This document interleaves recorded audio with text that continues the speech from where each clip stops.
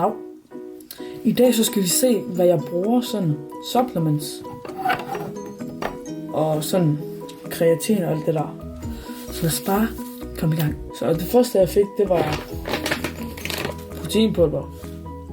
Jeg tænker alle dem, som der går i fitness og prøver sådan noget her, eller haft noget. Så det her det med vandmelonsmag. Det smager sådan lidt af tis. Ja. Det næste jeg fik, det var den her diet shake. Sådan. Ja, sådan. Hvis man er på diet, så tager man den her shake. I stedet for sådan for eksempel frokost, så tager man sådan en her. Selvfølgelig så har vi noget kreatin. Glem mig ikke. Det her det er faktisk min anden kreatin, sådan. Jeg kalder mig den. Bottle. Derinde under sengen, så har vi noget andet protein, som der er med vanilla fudge cookie dough. Jeg har faktisk næsten lige købt den, der var på tilbud. 65 kroner. Nu kommer vi hen til det sådan nyårsstof. Så har vi noget fiskeolie. Det er faktisk noget af det nyeste, som jeg har købt.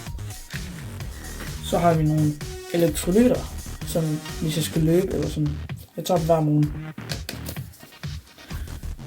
Og så kommer vi til det helt nye sager, som jeg lige har købt faktisk. Så har vi noget proteinpulver og noget pre-workout. Der er det faktisk en anden, hvad kalder man det. Så lad os unboxe dem.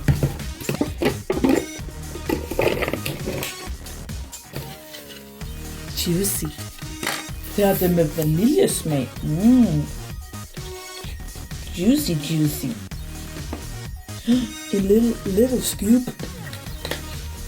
Så en scoop. Der er det en scoop. Så har vi min pre-workout.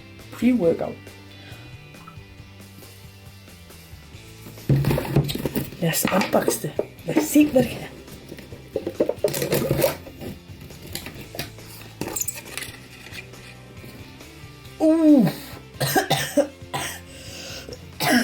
Jeg har lige fået det i næsen. Scoop ser ud. Det var det, guys. Goodbye.